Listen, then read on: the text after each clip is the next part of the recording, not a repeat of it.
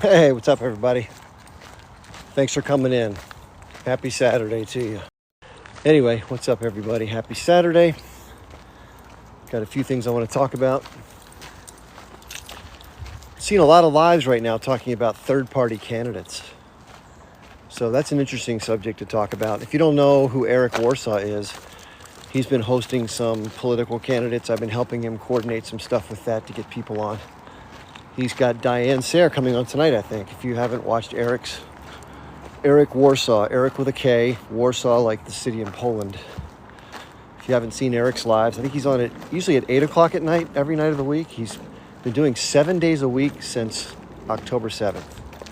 Pretty amazing. Never missed one night. So that's impressive. And he's trying to build a big social media following. I think he's got about 100,000 followers now, something close to that. But he does a really good job. So give Eric a follow and check out his lives. I don't go live as much anymore. I used to go live 7 or 6 days a week. But I don't know. Just hasn't been my thing to do it every day for a while. But I do enjoy the conversations when people come up. I also want to talk about, and I got to use different language now because every time I've spoken directly to these issues, I've gotten my live taken down. So I have to use indirect language like in a big way. But I want to talk about members of the Z team. The Z team, if you know what I mean by that, ends in IST. The Z team. And how I've noticed them behaving lately in ways. And of course, it's never everybody, let's be clear. That's not fair. But it's enough that it's similar and very thematically the same. So I'm going to talk about that some. I did a video about it yesterday. I was on a live where, people were just, I can't even explain to you how vicious and unpleasant it was. I don't know if anybody was on listening to the same live. It's a guy named Captain Caparo. Anyway. So yeah, talk about that a little bit.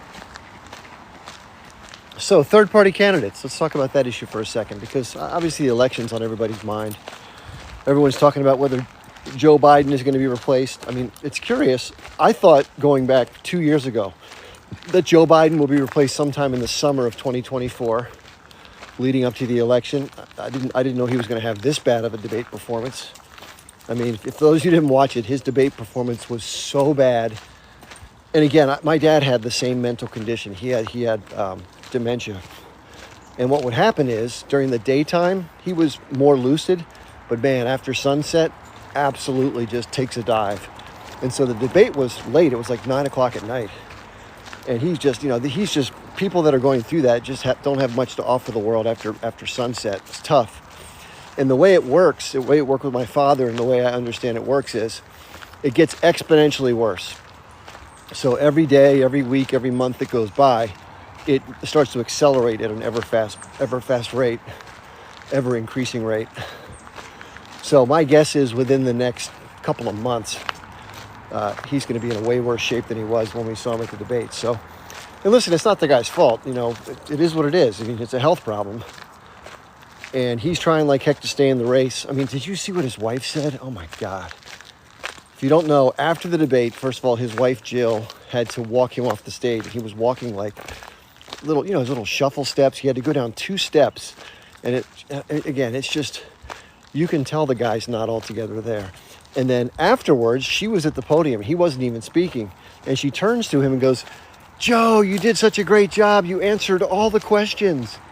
I mean, this is like a father or a mother talking to their like 5-year-old kid after like they perform in a play or something. Oh, I tell you, it's just hard to watch. Anyway, that's where American politics are, if you can believe it. That's how far our system has devolved. It's really sad. But let's talk about third-party candidates for a second. I think that's an interesting subject. So, in the history of the United States, third-party candidates haven't fared very well. Typically, if they're even in the race and at the level of being on the debate stage or being front and center, I think the only candidate that's going to be in that place is independent candidate RFK Jr., Robert F. Kennedy Jr. Just because he has name recognition, he went on a ton of podcasts, he's put himself out there. So people will be voting for him to some extent. But normally third-party candidates, what they've done in our country is just take votes away from one. They call them spoilers. So there's a chance that RFK Jr. will take some votes away from most likely Biden. So a lot of people are upset about that if you're a vote blue no matter who kind of person. Or I should say Biden or his replacement. But let's continue that for a second. This is an interesting conversation about Biden. We'll get back to the third party. So if they do decide to replace him, what are the options? Of course, you have the current vice president, Kamala Harris. She's got very, very, very low approval ratings. So that's a big risk. Not to mention, I don't think she's, and this is just my personal opinion, her background is a prosecutor, and she's basically a social climber, has been her whole life. And she's way above her pay grade at this point alone with being vice president. Forget about it. She's not competent to be president. But that's beside the point. Then you have, I thought the most likely person was going to be Gavin Newsom, the governor of California, who's a cookie cutter establishment liberal, compliant Democrat that would easily fit into the establishment system and just be another get along, go along type of guy with the military industrial complex, what we're seeing with Israel, economic, the whole 9 yards. So he'd be a good fit, and I think he has a chance of winning because, he looks like a slick politician, and I think a lot of people, I don't know, I think he'd give Trump a better run for his money, but I still think Trump's going to win. Not that I want that to happen. Then, of course, we've heard Michelle Obama. I've heard that she absolutely does not want to be in politics. So I don't think she's going to run even if they ask her to. And then you have some long shots like the governor of Michigan. Her name is Gretchen Whitmer. I think she'd actually have the best shot of any of the candidates. I think that'd be the wisest choice. And I think they've talked about having Senator Raphael Warnock from Georgia, be the vice president on that ticket. So you'd have a female governor from the north, and you'd have a African-American senator from the South. I think that'd probably be a smart idea to do that. So if I were in charge of the Democratic committee, I would recommend they go with that. But I don't know how the polling is. So they're probably scrambling feverishly right now to compare and contrast all those choices. But I believe that Biden is going to be will eventually acquiesce and step down, or he'll be forced to step down by the 25th Amendment. Which, if you don't know, that gives the right, if the president is incapacitated, for the vice president to assume the duties of the president. And third in line is the Speaker of the House, Mike Johnson. So Joe Biden stepped down, and let's say Kamala Harris took over temporarily. Doesn't mean that Kamala has to be the nominee for the election. She would just temporarily have the duties of president until the next election. But if she somehow became incapacitated, I'm not suggesting anything like that would happen, but if it did, the way the Constitution is written, is the third in charge is the Speaker of the House, who is Republican Mike Johnson. And if you don't know, Mike Johnson, he's pretty bad. He's pretty bad. He's one of these conservative evangelical Christians. He's beyond supportive of Israel. He's everything that I despise about American politicians, times about 10. So based on where my politics are. Thank you, Brenda, for sharing the live. So there's all that. So it'll be interesting to see how that plays out. I don't usually follow much what I call retail or electoral politics, but this is an unusual set of circumstances that have never happened in my lifetime. So we'll see. It should be interesting. Hey, folks. Look at the little dachshund, how cute. See a lot of other dogs out here, which is fun. That was a little pint-sized dachshund. Teeny little dog. It looked like a little extended sausage with legs popping out.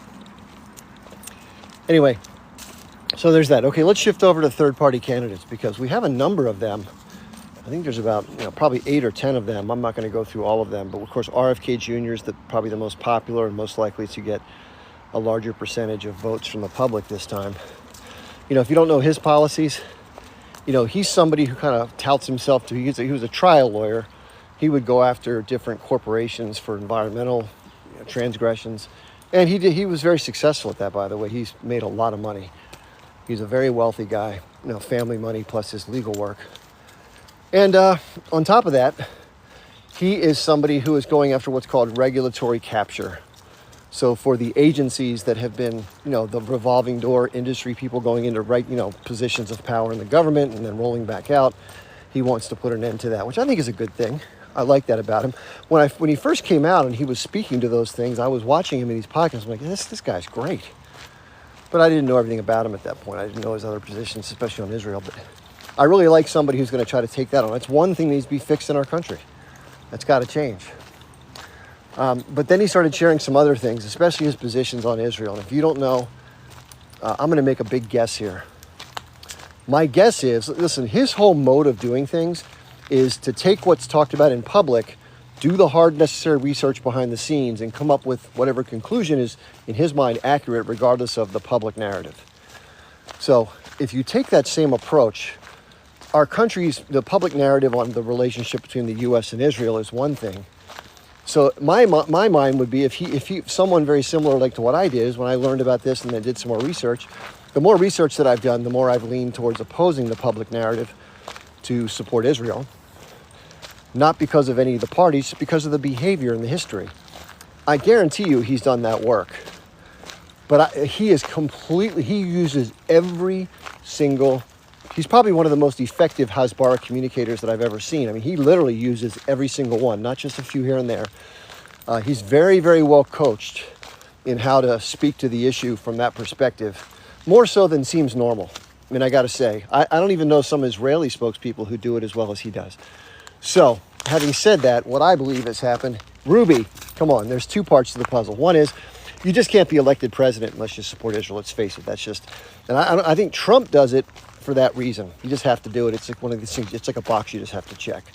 Kennedy, in my estimation, they have something really big on the guy. He's got something going on that just can't be disclosed publicly. Come on, girl. And because of that, he has to not only support them, but do the song and dance he's been doing. I can't see why anybody else would be so, fervently putting out the talking points and the bullshit. So that's my take on Kennedy. Obviously, that makes him, that box. When that box gets checked, you just can't support somebody like, at least from my point of view. It's disgusting.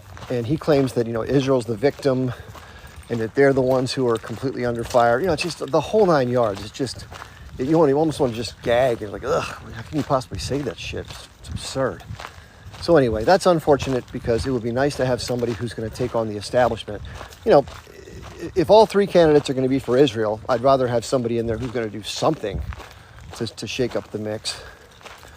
But, this is the problem with our system. We have very few good choices, right? We're stuck having to accept whatever the establishment wants us to do. So anyway, if you want to come into the live and share comments about the subject at hand, that's great. If you want to do silly stuff, not so great. So all I ask of everybody is, want to contribute to the specific topic. Any opposing views are welcome as always. But personal stuff, personal attacks, silly stuff, bad language, not so cool. So just be decent about that. Do the golden rule. Do unto others as you would want them to do unto you, and everything tends to work out just wonderfully. Okay, so let's talk about some of the third-party candidates other than RFK Jr. So the one that I'm supporting, just so you know, and I've just put my transparency out there, is Jill Stein, Dr. Jill Stein. So if you don't know much about Jill, she represents the Green Party. Robert Kennedy's completely independent. He doesn't represent a party. He's just independent. The Green Party has had an interesting, path in life. It has some own internal issues. Like any other party, there's disagreements about the best strategy ahead, who to run. Cornel West, by the way, who will also speak about Dr. Cornel West, intellectual, scholar, advocate for labor and disenfranchised, who I really admire. Not so much politically, but just his values and his work. Was originally the nominee of the Green Party. He had accepted that nomination, and then, of course, that shifted. He backed out of that, and so Jill Stein assumed that role as the nominee. She's run before. I think she's gotten like between 0.5% and 0.75% of the popular vote, so she hasn't really made much inroads. And it's really tough, by the way, just to get on the ballot. And every state's different. I don't know if you know this or not. And RFK Jr. is not on the ballot in New Jersey. So it's really hard to get on all 50 state ballots. If the Democratic Party or whatever establishment wants to keep you off, they can make your life really difficult. But I know, for example, the state of New York, to get a senatorial independent ballot access, you have to get 60,000 signatures in 6 weeks, all verified. So you got to get more than that just in case they throw out some of the signatures. It's tough to do. It's expensive. It's time consuming. Let's face it, without a lot of money and a lot of staff, it's almost impossible to get this stuff done. So it's like, if you don't have the money, you can't get in. And if you can't get in without the money, it's just you're kind of stuck. And that's intentional. That's our system. But why am I voting for Jill Stein? Okay, so some of her points of positions, she's of course, against what we're seeing happening right now. And she doesn't like our policy with Israel. She doesn't like sending a lot of money to foreign governments. She doesn't agree with the foreign militarism. She doesn't believe in the empire functioning the way that it does. She's for universal health care, not the privatization scheme that we have. That's her background is in the medical field. And she wants to help the working class, not the wealthy class. She wants to help the homeless situation. She wants to get rid of for-profit prisons. All the things that I tend to think are the better for the vast number of population, not the wealthy class. Now, of course, you might say, when looking at that kind of thing, who in the world's going to allow somebody with those points of view to get into office? Well, I would agree with you. And even if they were to somehow get in by some miracle, other people have raised this point. Well, how are they going to get anything done? Because no one's going to work with them because they're all part of the other establishment. Also a good point. So again, the obstacles to having good reform through electoral politics are just so numerous. It's difficult to even envision that something drastic can change. I'm not going to go over too many more unless somebody raises one. I mentioned Dr. Cornel West. There is a Libertarian Party candidate, and the Libertarian Party candidates usually are the next most prominent, or sometimes actually the Libertarian candidates get a little more than the Greens do. It's usually back and forth depending upon the candidates. But they also have a smaller following, and they're more of a, what is Libertarian position? They want to remove government regulation entirely. Their idea is that transactional activity can solve the problems because people being educated will pick the right choice and make the most efficient decisions. So you want less government, they want no war, they want liberal policies with regard to restrictions on what people consume, like the Cheech and Chong stuff and other stuff. So that's their policies. And so, that's something that some people embrace and many others criticize. I think ecologically speaking, to have people be able to understand the environmental implications and effects on workers when making product choices, most people just want the cheapest price, right? So they're not going to do the research, and then all these different things are going to keep happening that are bad. And that's why I think there needs to be some regulation. Capitalism needs to have some curbs on it, because left alone, it can run amok and really do some damage.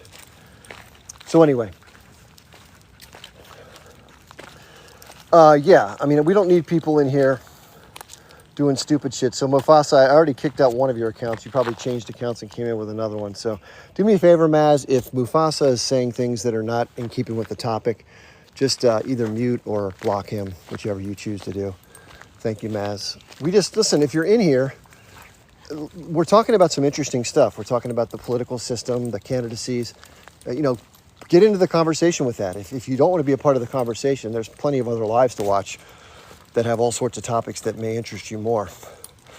But, coming into a live and just trying to go after a host for whatever reason, maybe you disagree with them about other policies, maybe about U.S. Israel or whatever. Talk to that subject then. Don't just disparage somebody personally. Maybe we can shift over to that subject if and when the time's right. Anyway, that does play a role, by the way, in the politics. I notice we have somebody in the guest box, so I'm going to try to land this plane a little quickly here and then let some others get involved in the conversation. Okay, so here's my conclusion on the third-party system, and let's talk history. So if you don't know this, the most total of the popular vote that any third-party candidate has ever gotten at the presidential level, which was in the early 1900s, was 27%. 27% of the vote. And what that translated into, for those who don't know, there's 50 separate state races in an election. Each state has a certain number of electors, which actually go to Congress like January 6th, and they actually cast their votes on behalf of what the majority of their constituents voted on. They're supposed to, at least. And, sorry, that was a deer fly that just hit me. Hold on, Ruby, come here. To make sure it's not going to get on me anymore.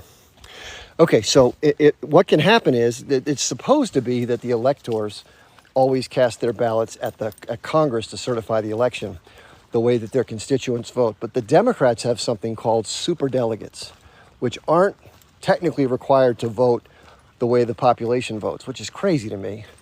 But so far they always have. We haven't had an instance where, but what Trump was trying to do, by the way, was to change the electors. He was trying to get a different set of electors from some of the swing states. He was trying to pause the certification to perhaps change some of the electors that would then, go against what I just said. If you want to know the crux of it, that's what he was going to be pursued for, among some other things about that day.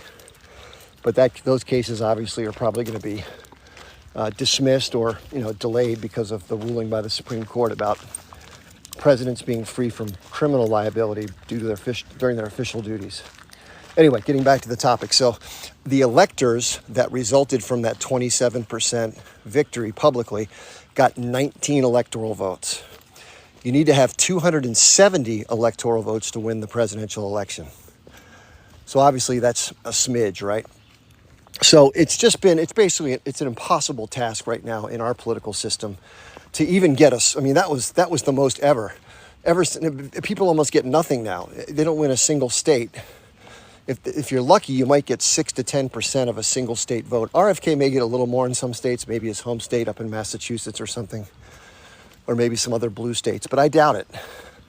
So unfortunately, listen, this is the state of our quote-unquote democracy. We really don't have a democracy. We have a duopoly that's controlled by corporate money and the security state, high net worth donors, corporate class, Citizens United, right? That's it. So we're stuck in this horrible situation where we get basically whatever two choices they want to make for us. Sometimes it's a populist who makes it through the system without the establishment pretty much grooming, but most of the candidates we get, I know this sounds pretty bad, they're pre-selected by the establishment.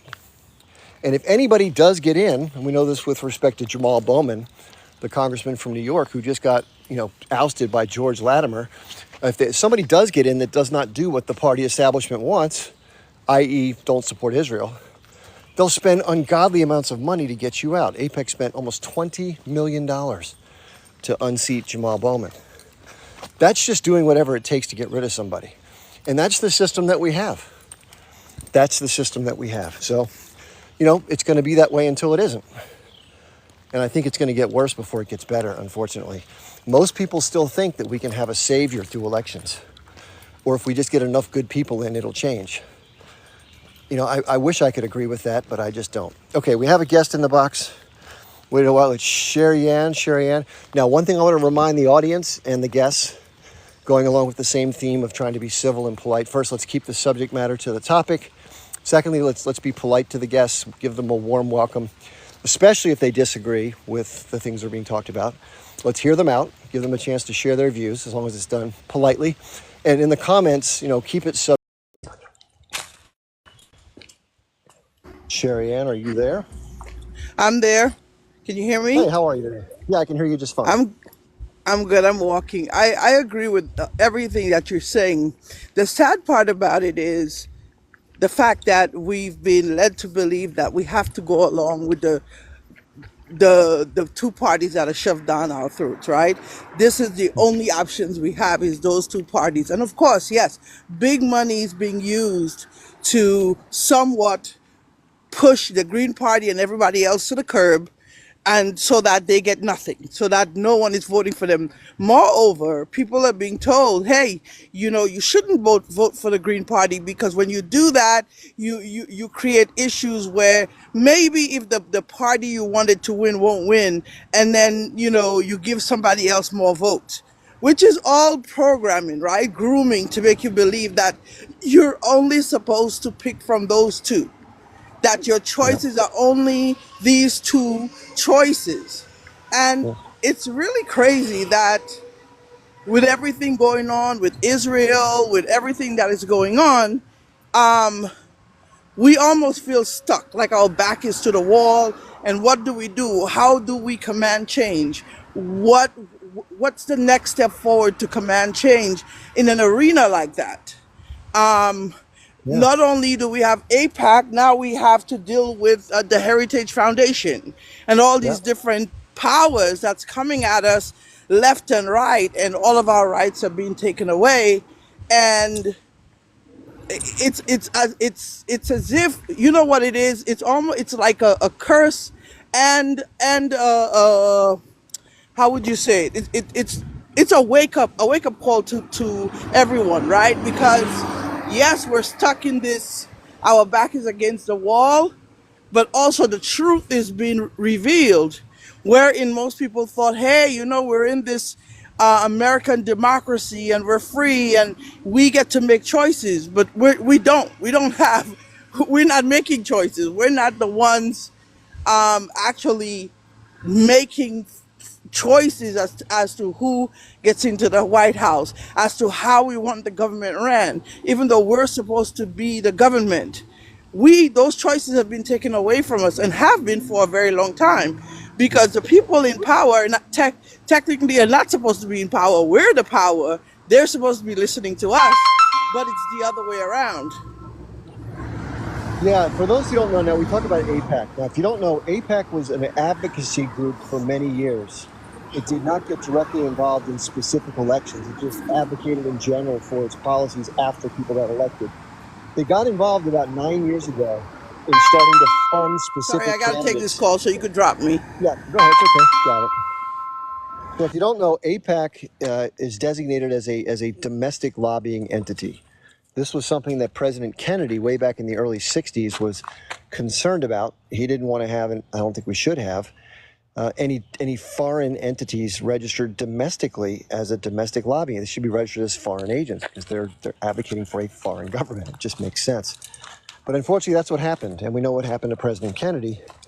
He was also trying to, and I'm not saying this is directly involved, I'm just saying this is what happened before he was assassinated. I don't know if there's a connection or not.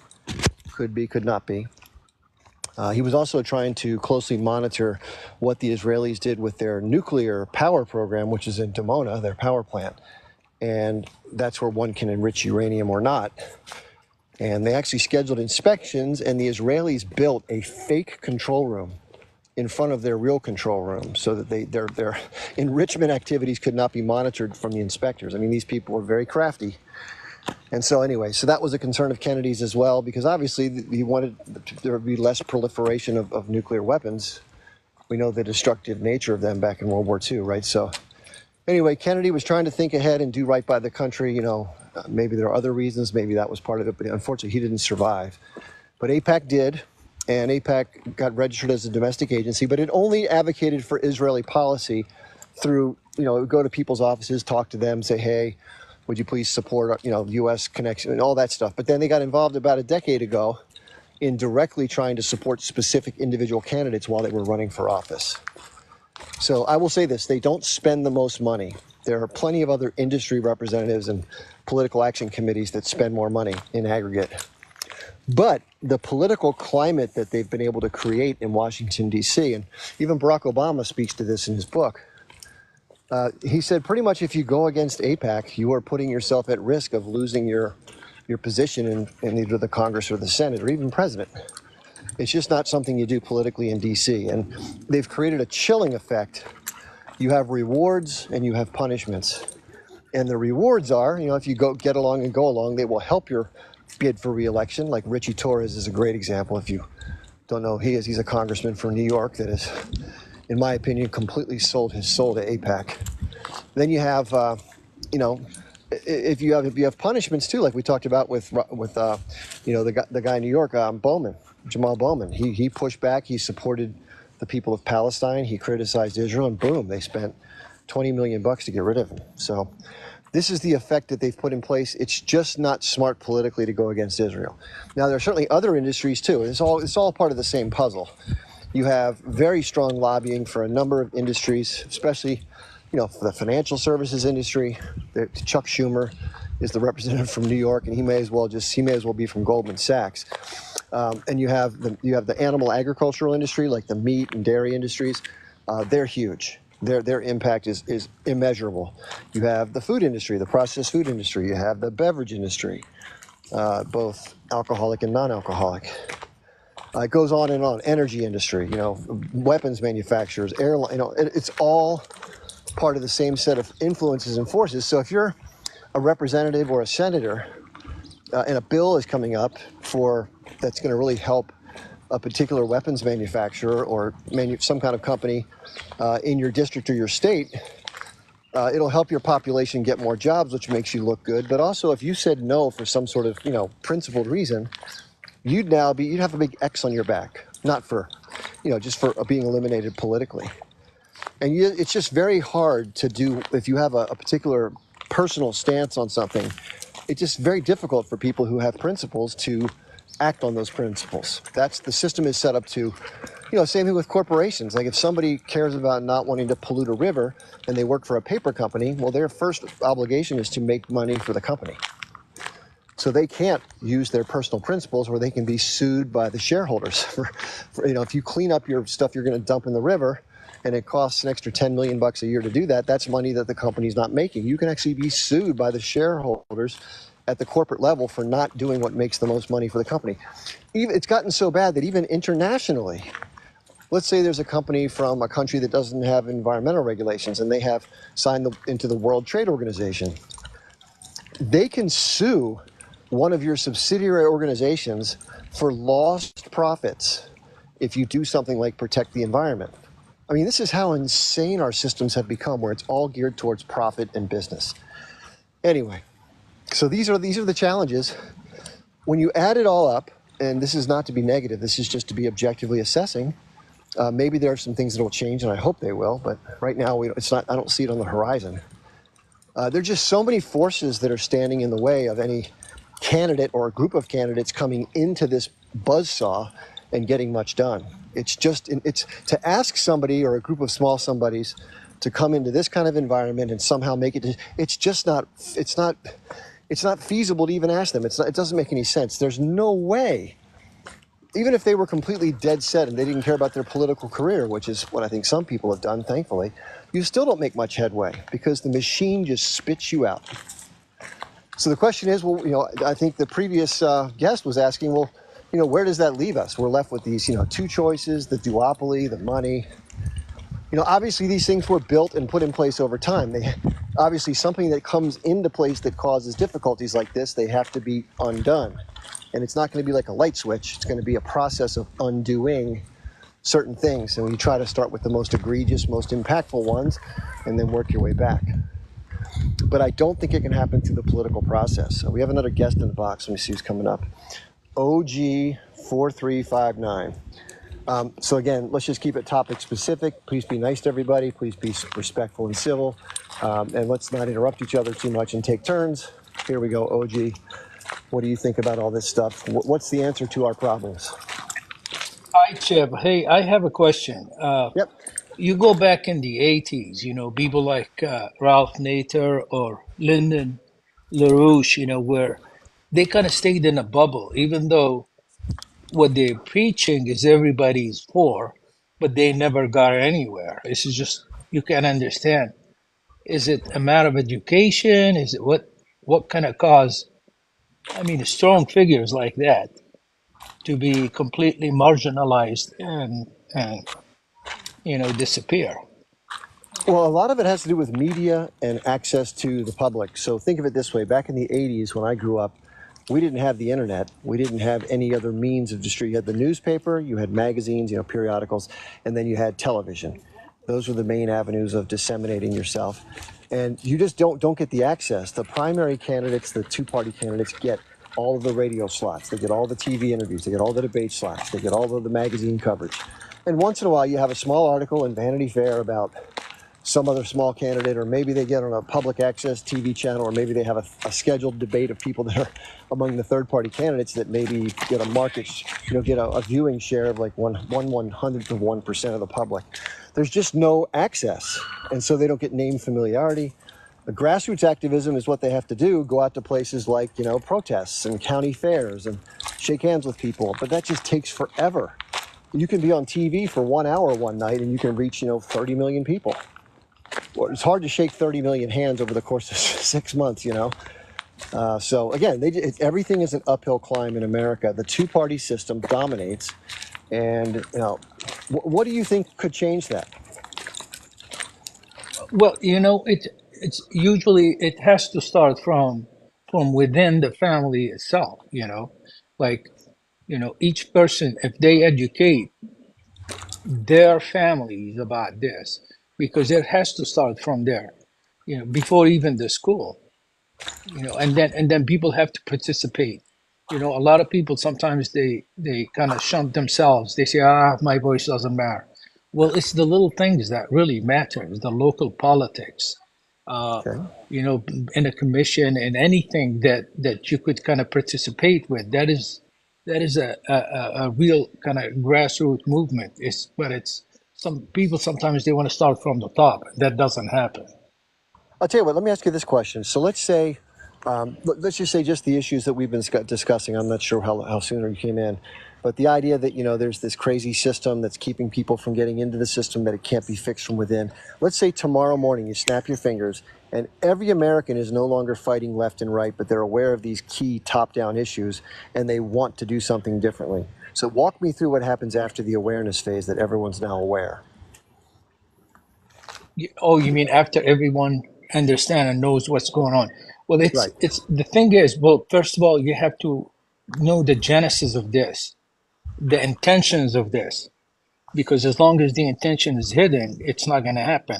The way that what's going to happen, sometimes there'll be a struggle of forces, of people, of ideas, and then the prevalent idea, the strong idea will come out. Well, unfortunately, the way how life exists, it's not the strong idea, it's not the most beneficial idea, it's the idea that has been pushed by power, existing power.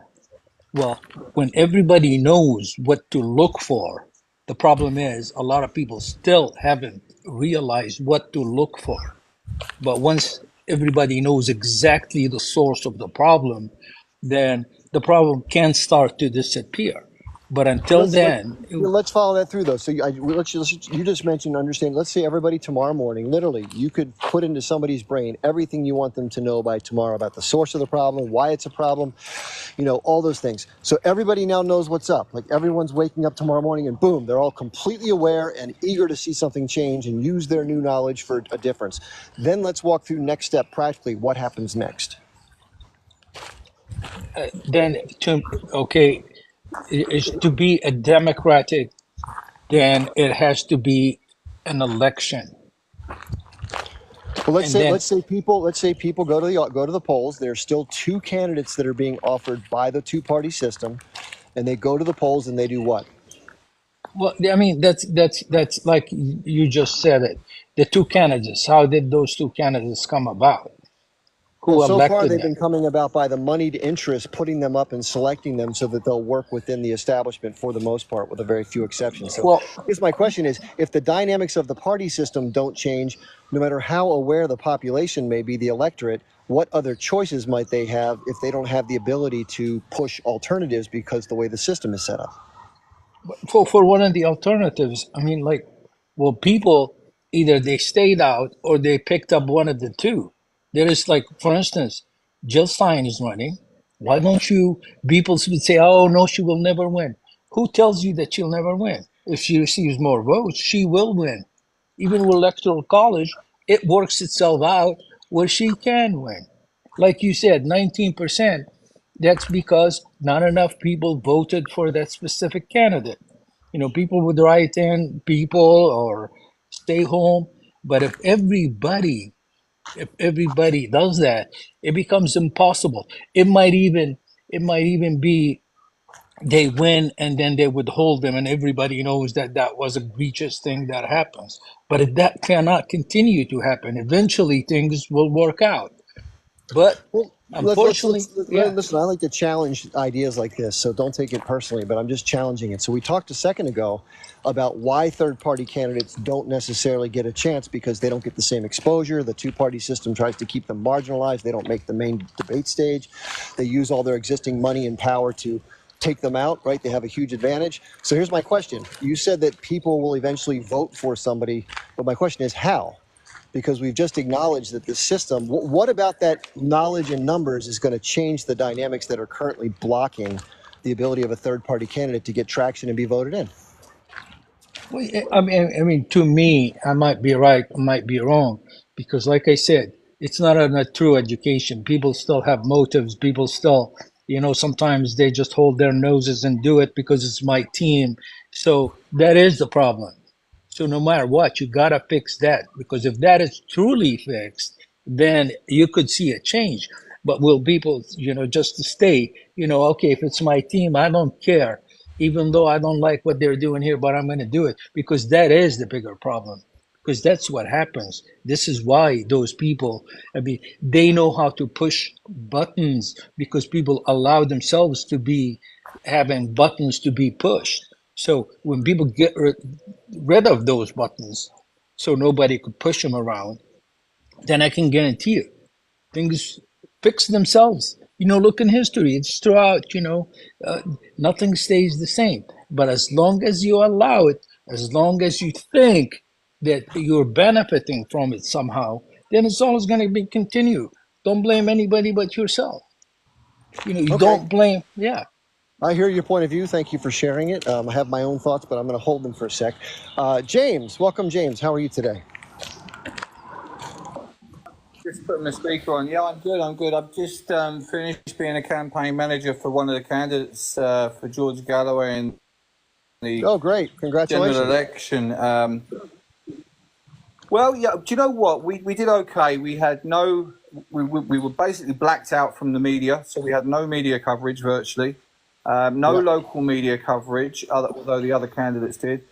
Several community social media sites on Facebook, an app called Nextdoor, and that were happy to put everyone else up, but anything to do with George Galloway's, it was blocked as a violation of community standards. So we had a total media blackout, which didn't help. Royal Mail, the closing date for postal votes was 3.5 weeks ago. Our flyers that were supposed to be sent out before then only went out 5 days before the election, so we missed the postal vote by 2.5 weeks. So a lot of people that voted by post didn't get any information on us. Wow. So I think what I'm going to say is it's really, really hard to bring someone into government or a party into government that is against the corruption and for the people and against outside influences like the Israeli lobby, which we have here as well. Yep. And big business, because they do everything with the media and everywhere else to shut you down. So, I mean, going forward, I'm going to set up over the next 5 years different community groups run by myself and others so that we have some control. I'm not going to use Royal Mail ever again because they just absolutely stuffed us. I'm going to use private companies. It might cost a bit more, but at least the stuff will go out. So I've learned a lot. And I think the biggest lesson is that you can't rely on normal things like Royal Mail in this country. You can't rely on media, and you can't rely on certain social media platforms if you want to promote a party. Now, there's one person from the UK that's a moderator named Maz, but most of our audience probably is not from the UK. Could you just give us a quick description of how the UK system generally functions, who the parties are, and how difficult it is to do whatever you just said? Well, the main parties, or the recognised parties by mainstream media, is Liberal Democrat, Green, Labour, Conservative, and now Reform. And Reform's there because it has got some financing from big business. And a load of ex-Conservative Party candidates and MPs, not candidates, have joined Reform. And I do believe that they've also got some funding from Friends of Israel, which is basically Israel lobbyists. And you So have two they've been- legislative houses, right? The House of Commons and the House of Lords. Is that correct? Yeah, the House of Commons is the elected area. That's where all the MPs are elected. And the House of Lords is where people who've either been in government or not been in government, but are rich people, are given the title of Lord whatever. And they are essentially given a position in the House of Lords. So if you're in Parliament and you want to put a bill through to change a law or whatever, it goes through Parliament, gets voted on. In order for it to then be ratified and put into law, it has to go through the House of Lords, which are unelected people. Amazing. And most of the time they block it. Real quickly, so the previous prime minister was Rishi It's not the best Sunak. system. Who is the new prime minister that just got elected? Yeah. I was asking you who is the prime minister who just got The new elected, Prime Minister is Sir Keir Starmer. and what's he like? Yeah, it's Sir Keir Starmer. What tell us about his politics? Is he making things better for Israel? Worse? The Sir same? Keir Starmer is a globalist.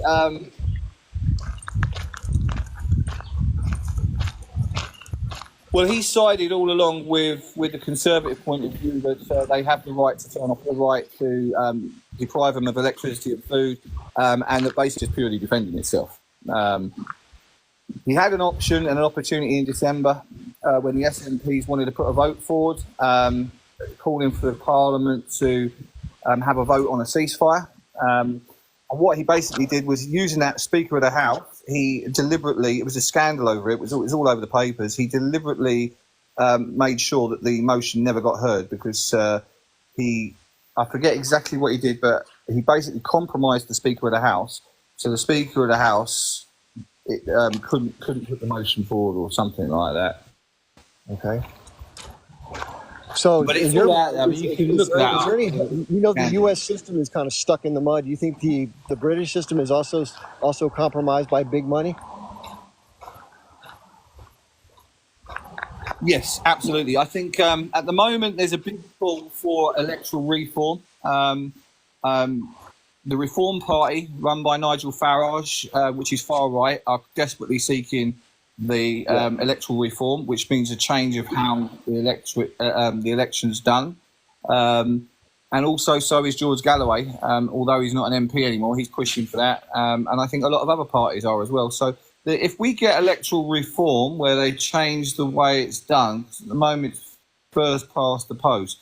So for argument's sake, Nigel Farage got 20% of the vote, and Labour got 32 or 34% of the vote. Yet Labour got 100 and how many did they get? 140 something MPs, whereas Reform, even though they got 20% of the vote, which was only 14% less than Labour, only got 4 MPs. So the system's not very good. Oh, I see. That sucks. Now, George Galloway, he also has a media thing called the Mother of All Talk Shows. So if you ever want to check him out on YouTube, he has great guests. I really like George. He's a long-standing advocate for the Palestinians. You know, they've done everything they can to try to marginalize him and call him an anti-Semite, typical tactics. But if you ever want to go check out a guy who stands on principle, he also was opposed to the Iraq War. He's a man of principle, which is why he is not in government, unfortunately. That's the way it works. What do you think about what we've been talking about the United States? What do you think is the answer to overcoming, if possible, some of these obstacles with the money and the corruption, James? If you want my honest opinion, I think with the UK, it's possible eventually to change things within the government. Within the US, because it's so focused on the money and because there's so much power and corruption from outside influences and from basically the war machine, which basically they have a grip on weapons manufacturers. They have a grip on the Congress and the rest of it. Unfortunately, I'm going to say I think you're going to end up with some sort of civil unrest, some sort of civil. I think it's going to lead to that before change happens, and I don't like to say that, but that's what I think will happen. Chip, so I want to address this to both OG and James. Yeah, I've talked about this. Can you hear me okay or no? Can you all hear me? Yeah, I got you now. Okay. If I may, so I'm sorry. Well, I was just gonna make, but if you want to jump in, go ahead. Oh, I just want to say one thing about the education, because I know that in effect, see, I happen to be an Arab, okay? I lived in a country that ran by the Ottoman Empire. And at the end of the Ottoman Empire, I know the cause of the destruction of the Ottoman Empire is ignorance. Because when I was in my country, and I was in an education university and I did some research and I looked at the conditions. Okay, I happen to be from Libya. And I looked at the number of schools, and the number of libraries and a number at the time at the end of the Ottoman Empire, and it was zilch, it was non-existing. So ignorance started permeating, you see, in the whole countries, and that is not just in Libya, in all the other Arab countries, which led to a problems where, you know, some of their traitors were easier to be tempted, and there aren't enough education to resist it, and therefore, you know, in 2 3 years, even though it was a plan, it was made to topple the Ottoman Empire. But the real problem is the problem of the Ottoman Empire and not the lack of education in that empire at the end. So that's why I always go back to that. It's really, if you don't have an informed citizen, if you don't have somebody that knows what's going on, you can overcome all the other stuff, power, money, greed, whatever, because the Ottoman Empire was very powerful, was very rich, but it killed itself with lack of education. And that's why I strongly believe that's the only that's the only true salvation for any nation is that knowledge. That's more yeah. When you say the Ottoman Empire killed itself uh, without proper education, what do you mean by that? I'm not able to understand what you mean by that. I mean literally because Yeah, I agree. they withheld okay knowledge, not enough schools, not enough libraries, How would that hurt not them though? How would that hurt them as a ruling class? bec- the ruling class because you're misinformed. Anybody could lead you like a sheep. You don't have the resources. You're not using your brain anymore. You're only using it for how to make money, how to do this, how to do that. How would that hurt the ruling class? That would help the ruling class, I would think. Oh no, no, no, no! I'm not saying that would help. Supposedly, it would help the ruling class, but Yeah. it weakens your empire. Like I say, the United States. The only problems that faces the United States again, it's the lack of education. That is what's going to make it weaker. Okay, because yes, if you have a ruling power, yeah, they're going to stay in power, right? But Yeah. then they'll stay in power to a point, and then when they are ruling over a weak, feeble empire, then okay, then they'll go. You see, this is how it works. Go by In whom? my opinion, I Go might be by wrong, whom? but Go being overthrown by whom? by another empire that is going to be stronger and Okay, more so not educated from than them. within, not from within though. That's what I was getting at. Okay, so you think that when somebody doesn't keep their society strong enough through education, productivity, and innovation, that the weakness itself can lead to the either degradation or end of the empire. Absolutely. Okay, I understand that argument. Thank you for sharing that. I think that can play a role. I don't disagree with that. I think that I think it depends on the sophistication of the power structure. For example, I think that the use of propaganda to control the thinking and or just sheer brutality can be a more effective tool than degrading from within because of lack of providing, whatever you want to call it, support structure, education to the population. Because I think most ruling people really don't give a shit as long as they make money and they have power. Really, they don't care if the average person has jack shit. That's how most people operate. That's how our country operates right now. Our oligarchy doesn't give a damn about the working person other than the labor they need to make money within their companies. That's the only reason they even keep us around, in my opinion, because they need us for that. And we have to consume some of their, wide-scale stuff with consumption. James, I wanted to ask you a favor if you have access to this, since you're on camera.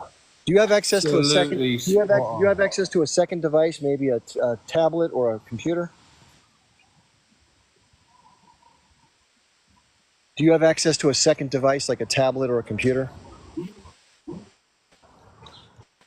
Are you not hearing me? Can you hear me, James?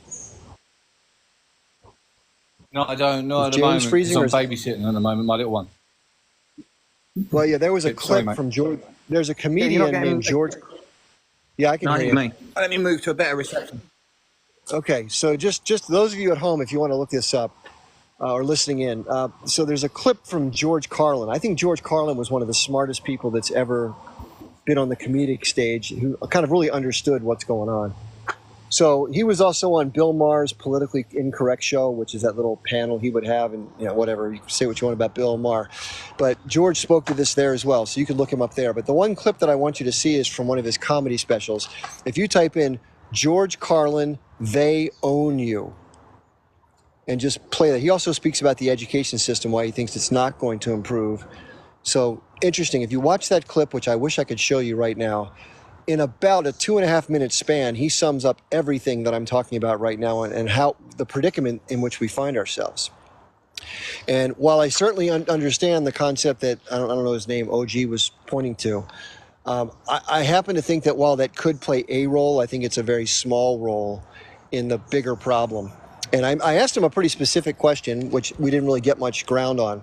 I said, okay, everyone now knows what's going on. So maybe the education system, but maybe it happens through the family, like you said, or people talking to each other. But the question was, what next? So right now, everyone has the knowledge. And his answer was, well, eventually everything will just work itself out. And I completely disagree with that way of thinking of things, because something specifically has to happen. It doesn't just happen by accident. Anytime we do anything in our lives, you can't declare you want to. Now, let's say you learn how to lose weight, and you have to eat differently, you have to exercise, you got to get good sleep. Well, something next has to actually happen. Somebody has to take actions towards the changes. And then my question is, what are the obstacles to the changes? Well, we know with obstacles with any change in our lives, it's patterns of behavior that suck us back in, not wanting to give up the things we like the most. These are some of the obstacles. And similarly, in the political system we've been talking about, some of the obstacles are, imagine if somebody, every time you wanted to go to the gym, literally surrounded your house with a wall of cars and a bunch of armed guards, and you just couldn't get to the gym. That's a pretty big obstacle, right? Imagine every time you wanted to eat some good food when you went to the market, they took all the good stuff off the shelves and you had to buy the processed food. I would argue that's the path that America's in, Americans are in, regarding trying to challenge the political establishment. It's not just like we can just go do better, but they're proactive forces that are going to try to physically stop whatever we try to do. In fact, there are more tools coming to bear to make that even easier for the establishment. So then the question is, where does the rubber really meet the road? What do we actually have to do to challenge this system? And if it's not going to be solely through voting, which I'm firmly in the camp that says voting will not alone. Now, I'm not saying we shouldn't do it, because if we can get a few candidates in, great, like Diane Sayre from New York. An independent candidate is great to have because they get at least a platform to speak to some of these things, get more of that audience time. But I don't think any of that's going to be enough, because all we're really doing in the voting stage, which is what George Carlin talks about, it's like a marionette show. And we know that at a marionette show, you have a little fake stage with fake dolls, and the wires coming down, and there's somebody behind the curtain that holds the wires and speaking to the characters' voices or whatever. And they're the ones that are in charge of the play, right? The dolls on the stage are just representations of whatever the people behind the screen are doing, right? And so if you change the color of the doll on the stage from, let's say, a female to a male, or a blue shirt to a red shirt, or an older doll to a younger doll, what difference is it if the people who are holding the strings still run the play? And so what you have to do to change the play is to get behind the curtain. You have to get to the person holding those marionette strings. But all we're doing by going through elections is hoping somehow, if we put enough different dolls in, that we'd love to be able to change the play. And I think that is just beating your head against the wall, in my opinion. Again, you might say, well, how do we get behind the curtain? That's a huge task. I would agree. And I don't think it's going to happen. I think that the American public is probably not ready to take on the hard but necessary things to get behind the curtain. Not that I think that makes people bad. I'm not judging them. I'm just saying, based on our predisposed behavior patterns and our belief systems, I don't think we're going to wake up one morning with everybody knowing what's going on. I think that some people have woken up recently with Gaza and et cetera, which is great, but not most people. And most people, what do they do? I mean, right now we're talking on a live, 105, 102 people. How many people are doing this versus how many people are just out doing whatever their favorite passion is, boating, going out to walk in the park with their baby stroller, or whatever. Most people just aren't connected to this kind of stuff for the most part. It plays a very small part. They might hear about it here and there. They're just hopeful that the people in power would never do anything crazy. Like, they wouldn't do that. Whoever they are, they wouldn't do that.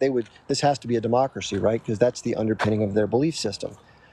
But what if it isn't? What if we really aren't living in a true democracy and we're being played like fools while the wealthy class gets away with everything they're getting away with, and we have this huge empire militaristic machine that's hidden from view and most people think we're the good guys. They succumb to the propaganda, which is, again, isn't their fault.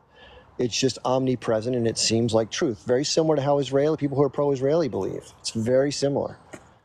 And so my belief is something different is going to have to take its course. And I don't like having to say that because I wish it didn't, because that's a lot of work and a lot of risk and a lot of danger. But there have been other countries in the world that have gone through this process, and they didn't do it by changing people through the voting system. They did it by getting out on the streets, taking on the establishment, and literally physically taking on the establishment, which is, in our case, very difficult because of the level of force that our government has. And so, the Constitution says when you swear an oath to it, it says you have to swear an oath to protect the Constitution from all enemies, both foreign and domestic. And I would make the argument that this coalition, this swarm, this bird swarm of people that have similar interests and want to see the same kind of outcomes have kind of taken over the country. There's been like a coup d'etat of the wealthy class, the permanent establishment of special interests, the military-industrial complex, the media apparatus, the whole nine. And it's not a good thing because more and more the average person is cut out. And the country is meant to function for the people, at least in writing. Not that it ever really was this way. Let's face it, white landowning men always had the head start, right? Women couldn't vote until the early 1900s. There wasn't emancipation from slavery until the 1860s. Even then you had Jim Crow for a long period of time. We still have inequities, right? So it's not perfect by a long shot, but I still don't believe, and I wish this was wrong. I don't think. Do you think we can vote our way out? Do you really believe, OG, that we can vote our way out of this, or am I just? Somebody told me I was off in Mars. I need to come back to Earth. When I was talking about this one time, am I on Mars? No. What you're saying is all on mark. But what I'm saying is, eventually, even George Carl, what he said there, education and understanding what you people sitting around the table and talking about, hey, we're getting screwed, we're getting effed here. What can we do? Okay, and then that will ignite you to start doing the little things, participating, infiltrating, making coalitions, adding so people until it gets to a critical mass where you can do something because you got to start from somewhere. The first thing, the inception of the whole thing the plan has to be from understanding. But if people don't even think of it, then they're never going to get there because it's not even on the horizon for them. It doesn't exist. But if you put it in existence and you start, like you said, if you want to exercise, there are a lot of obstacles in your way. But you do know how to exercise. You know the benefit of exercising. So what you start doing, you're doing the little things. Maybe the first day will take 15 minutes, maybe 10 minutes, and then you can go on and on and on, and then you're perfectly participating. But did you hear the analogy that OG? The analogy I gave you was when you try to get out and go to the gym or even move your body at all, there's an army of armed people that stop you from doing it. Here's my question: you talked about critical mass. That's a very key term. How do you organize the critical mass to move the obstacle in the way of an individual exercising? What do they actually have to do that? You're saying that the inertia in and of itself will just kind of take its course. I've had to plan businesses before. Nothing ever kind of just happens by accident. You have to have specific and sequential, very detailed-oriented plans with different alternatives if things don't work the way you hope. But no person who's going to finance your business will finance if you say, hey, it'll just work itself out. How is it going to work itself out? I need you to be more specific in terms of how it's going to have some sort of capability or positive outcomes. The way I see it working, like we were talking about, it starts with leaders, right? If leader is born, okay, and then people reach to each other. I mean, it maybe starts with very small, but it's going to continue to grow. I mean, this is just. How? I mean, there isn't. More specifics are going to be required to have this conversation, or I might have to just stop talking because you keep going to these general things like we'll have more leaders, things will just kind of come together. How? How are they going to overcome the establishment power structure? Please. No more generalities. I mean, it's kind of circular thinking. I know it's like going back to a circle, and maybe I'm not prepared to say any more than that. But okay. So yes, I mean you could drop me, but thank you. I see your point, but I still think you have to start. I have to get one more person next to me and then that person would get the next person. But I have to start somewhere. I mean, I I agree start with that. group. You know, you can start first. You start in your family, then with your friends, and then Yeah. before you know it, something is gonna ignite. I mean, it's just because there's how it's not gonna come from the sky and come on you. I mean, you have to start it by reaching, by participating. That is how it's gonna start. That's Okay. how I Thanks, see it. thanks for sharing your All views. I right, but appreciate thank you. you Yeah. being here. Thanks a lot. Yeah, and I don't disagree with that. I think, of course, we talked about awareness being the first step for any, forget about politics, just in our own lives. If we don't know something is not right, we have to first get to that stage. I guess the question I was getting at is I think what he's mentioning is something will just spark.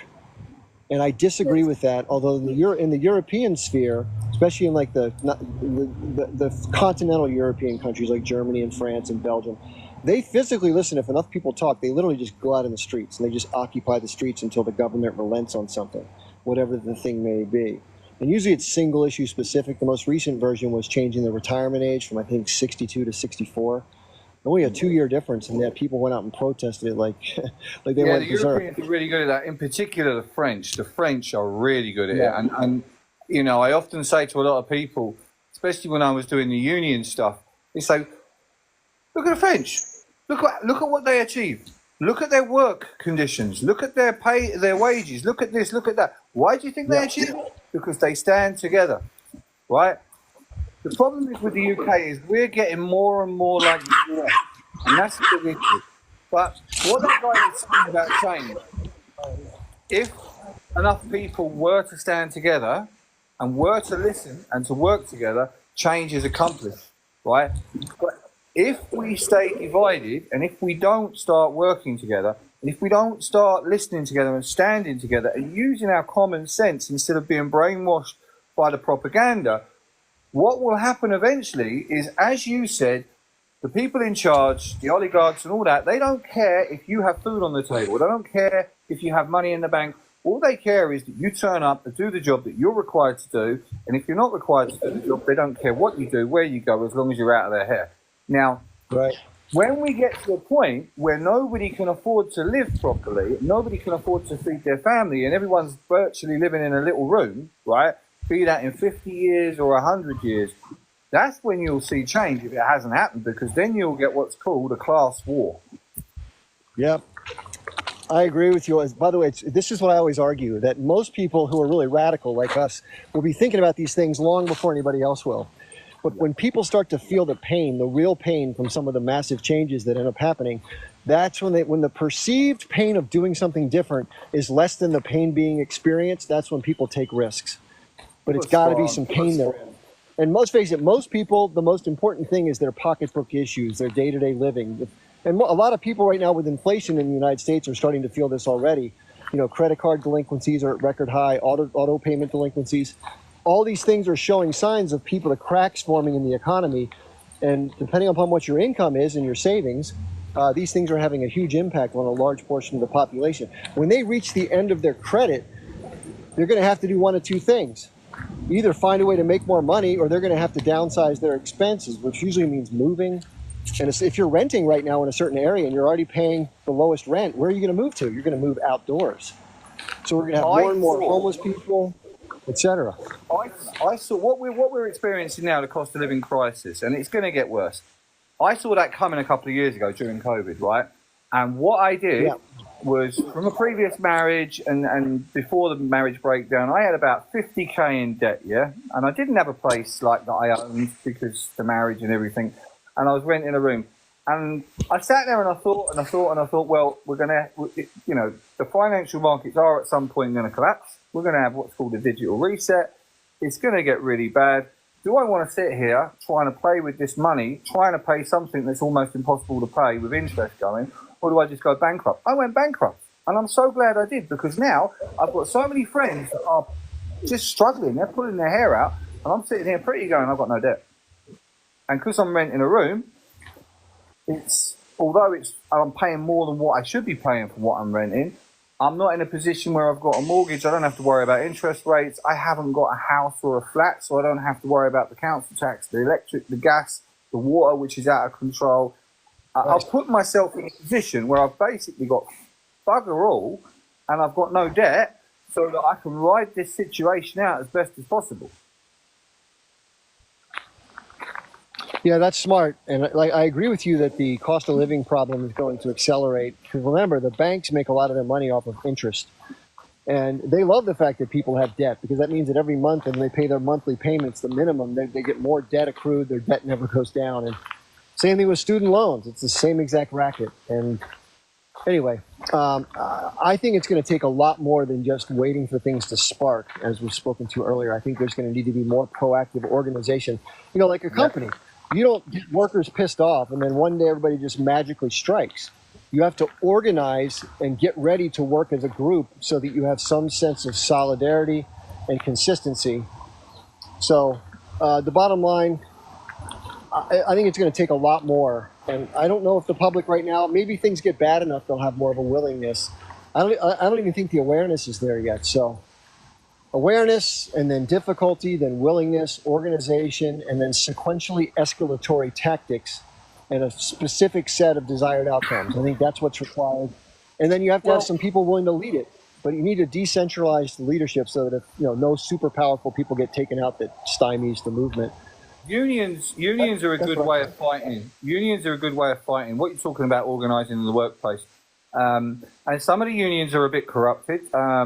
We had a lot of corruption, stroke, lack of activity in the unions within the London buses. I became an activist, and a group of us got together. Within 2 years, we turned it around. We'd done 20 years of getting a pay rise every 2 years, which was essentially a pay cut because it was always under inflation. It was either 0.5 or 1%, 2% at best. Right. From 2 years of starting activism, we went 11%, 8.5% in 1 year, and then the following year. So we've got basically a 20-odd% pay rise, and we're getting another pay rise this year. So we've gone from every 2 to 3 years pay rise under inflation to inflation or inflation busting pay rises every single year. Obviously, it's upset the operators, but that's what you can do if you organise within your company. If you organise, and if you've got a good activist group, don't rely on the reps. Don't rely on the hierarchy of the union. You need a group of activists that are in there, that aren't elected, that aren't part of the union, but are in the union, that can essentially, poke the beehive, if you like, stab it every now and again when it needs a good kick. But these people have got it. You've got to know what you're talking about. You've got to get it right, because if you go out there attacking the union or attacking the company and you don't know your, employment rights, if you don't know your union company policies, if you don't know company policy, they're going to eat you for breakfast. Luckily, me and my boys do. Well, that's good. I do want to switch gears if it's okay with the audience. I want to talk a little bit more about what's happening with the Israeli-Palestine situation. So you may not know this, but Prime Minister Benjamin Netanyahu is scheduled to come to Washington, D.C. to address a joint session of Congress. I think it's Wednesday, July 24th. And a lot of us are going to be there in protest. I'm sure Medea Benjamin from Code Pink and her group is going to be there. I would imagine Jill Stein's going to be there, and some other candidates will be there. Eric Warsaw is going to be there. Nader, if you know who Nader is, he's a Palestinian. He's going to be there. And I'm definitely going to be there. So if you want to come down and join us. I think it's absolutely outrageous that the American government is letting him come over, especially in light of the situation and the fact that he's more or less been indicted for war crimes. Real quick, James. So somebody in the comments said, "Are you doing attack on Israeli PM?" No, I'm not planning to do anything to physically harm anybody. The reason why we're there is to protest. Obviously, Gallant, the defense minister Gallant, was in town about a week and a half ago, and he got people yelling and screaming at him. Listen, this guy, like James just said, is an abject war criminal. So is his entire group of leadership. They seem to have a callous indifference to Palestinian lives as long as they can achieve whatever goal they want. You can blame the H group if you want, but the rest of the world's not buying that bullshit anymore. And when you drop 2,000-pound objects that go boom, boom, and you kill 65 people, among them are 27 children and 12 or 13 women, you're not looked at as a good guy. That's just the way it is. That you got to get over that. But no, nobody's planning violence. That's crazy talk. Not even in the other stuff we're talking about there. When we're talking about organizing, we're talking about things like organising protests, Yeah, they're organising just so you know, as a a part of the rally. Israel-Palestine thing, there are groups that have literally put their bodies in the way of either highways or even the Bay Bridge. I mean, the Chicago Golden Gate Bridge was blocked by protesters in favor of Gaza or Palestinians, and the entire morning traffic was completely stuck. And 100. that's part of the, I think that's part of the tactics that we're going to have to use eventually. Now, that's not violent, but it is disruptive. It's considered illegal. It's called civil disobedience. So nobody wants to use violence to achieve an end if you can do it either politically, or if politically is blocked off, then you have to find ways to change that political dynamic with disruptive things, whether it's not letting people have your labor, not spending your money, blocking things, or some combination of all the above. Yeah, And you can't. hopefully, You couldn't use violence anyway because you just play into the current Israeli government's hands, and you play into the current political system's hands, because then they turn around and say, "Oh, look, see, we knew they were all terrorists, or we knew they were all this or that." At the end of the day, you know what Benjamin Netanyahu and his far-right Zionist government have done. I don't care which side of the fence you want to sit on, where Palestine and Israel is concerned. You need to address the fact that right is right and wrong is wrong. And what's happening right now is extremely wrong. It's a genocide. It's an ethnic cleanse.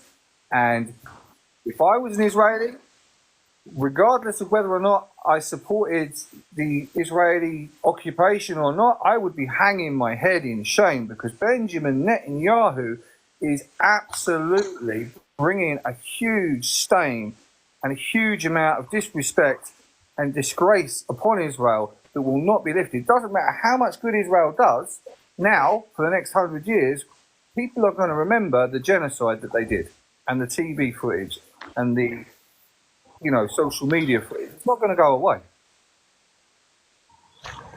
yeah, it's not a good situation. But so getting back to the question about the use of violence, typically what happens in these escalatory civil disobedience situations is that the establishment, the police or the military, are the ones that come in and exert violent repression of the nonviolent protests or whatever it's doing, and that creates anger among the general public because they see people not being violent on one side and the state using violence to suppress or repress or harm those who are trying to affect change, and then that gets people angry. They get involved, and that's what creates the groundswell of support. So anyway, I hope it doesn't turn that way, because I'd like to see us be able to vote our way out of it. I'd like to be able to go to the polls and have things change. But obviously, we've seen that that's just not happening on most issues. And, you see all these TikTok lives. If you scroll right now just through the TikTok lives and come back, you'll see probably a half dozen or a dozen that all say, why do you support Trump? He's a felon, or Biden's the man for the job, or MAGA all the way, or and people are literally calling each other morons. And I've never heard people ask this question on one of these lives. What do we have in common? What are some of the common things that we all care about, regardless of our differences? That's never spoken to. And you know what? That is by design. Because how many people want to have crony capitalism? I don't know anybody who wants that. How many people want to have money ruling the political game? I don't know anybody who wants that. They want a fair playing field. How many people want to have a military with 1,000 bases around the world where we spend almost $1 trillion a year and use very little money to help our domestic, situation? How many people want to have a healthcare system where it's privatized and we spend, 2 to 3 times what the average person does in the industrialized world, and a lot of people don't have care? That seems kind of nuts. Why do we have privatized prisons where private companies have an incentive to lock up people for silly charges? These are things that I think most people could agree upon. Why don't we have universal background checks for purchasing something to protect your family or use for sportsmanship or whatever it may be, or sporting? Why is that? I think most people, even people who are ardent advocates for Second Amendment, think that makes sense. You don't want to have some person who's mentally unstable be able to walk into a local show and just pick something up and the next day, catastrophe. So these are the things that a lot of Americans probably agree upon, and many others. And yet we never focus on those. We only focus on the issues that we disagree on, or why one person's an idiot, or blue and red. And I think that's a real shame. And people always will say, I bet you, Chip, we don't agree on anything. I bet you we agree on a lot. On one issue, but we're all human beings at our core, and we have a lot of the same basic needs and wants, just different ways. So what do you think about that, You James? are right. You are right about that, because even in the UK, one of the things that I tried when I was doing videos and that to talk about George Galloway's Workers' Party and why we needed change and how we needed change, one of the things I focused on was instead of focusing on what George always focuses on, which is a lot of the time, and rightly so, he's very passionate about it. You know, he obviously talks a lot about Gaza and the genocide in Gaza, but in my videos I talked a lot about the privatisation, stealth privatisation of the NHS. Do we want this? Do we want private healthcare? This is what it's going to be. I've lived in a country, Southern Ireland, it's not far, but it's Southern Ireland, independent country, where you pay for your healthcare. And I gave them examples of what it costs just to go to the doctors, $100. What it costs to go to the hospital, $500. If you want an ambulance, $300. And I told them, this is what you're going to pay if you lose your healthcare system. And at the moment, it's being stealthily privatised. And to try and get people to listen, trying to get people to get on board and stand together with what's more important, whether it's the left or the right, or whether it's propaganda stuff about boats in the middle of the channel. Trying to get them to understand that our schools are being privatised stealthily, our health system is privatised stealthily, we've got our prison system virtually privatised like yours, you know, even parts of the military, security on the gates, canteen food, like, you know, where the lads go and have their chow, that's all privatised, you know? And you try and make people aware of this, you try and get people to stand together on these issues which are more important. Put aside your differences, never mind left, never mind right, focus on what's going wrong, focus on what's going down the pan, and go for the party that's promising to fix what really needs to be fixed. And for me, the only person who was saying he was going to stop all of that and change it and turn it around was George Galloway. Yeah, yeah, very. And the other thing is they just get marginalized, and I call it being shit down your neck. They just treat you so poorly and try to find anything to vilify you. You know, it's I'm not encouraged as to where things are going in the West, especially the United States. We have these challenging economic blocks, the BRICS countries. We have other adversaries that have better weaponry than we do as far as attacking us. So if we get too squirrely, we can be in a real big problem. You know, there are a lot of things potentially in the near future that could really kick off with Israel, you know, threatening to go into Lebanon and have an all-out fight with Hezbollah. And, you know, that could eventually draw in some other countries, the United States probably first, and then maybe Iran. And that could lead to everything going crazy. I don't want that to happen, and I think our policies are recklessly irresponsible. And I'm not too excited about staying here because I think this place is going to be a disaster zone within 15 years. Yeah, I agree with you. I think the UK is heading that way too. One thing I will say is the independent reporter I work with does a lot of reporting work. He's ex-military. He's worked in post protection with the UN, various embassies, and aid agencies around the world. And now he does independent reporting. He's got his own little show. It's called www.warrenthornton.com. I remember we had a chat a while back. It was a good few months ago, just before the election. And he said that if Starmer wins the election, he said, my sources say we could be at war or in some sort of conflict with Russia within 3 months after the election, at the latest 2025. So you're right, there is potential for things to get really bad. Well, hopefully it won't, but I think it's going to take some work for us. Anyway, what I'm going to do now, guys, I want to thank James for being here. I have to go in and handle some other things. Dog is sweating and panting, needs some water. So I'm going to thank everybody for listening in and being here for part of your Saturday. I know everybody has a lot of choices as to what you do. I do have, my videos are archived, so if you didn't catch all of this, and we talked mostly about U.S. politics today, which is, for me, a fascinating subject, and what it's going to take to change things if there's going to be a change. So these are all archived up on my YouTube channel and my Rumble channel. And the easiest way to find those is there's a little link in my bio. It says Linktree Chip Barnes. If you click on that, a list of other things that I do on social media pops up. So you'll see it and then click through, subscribe, and you'll get notifications when those things go up. I think I have 4 of them that'll go up later this afternoon from the recent lives that I've done.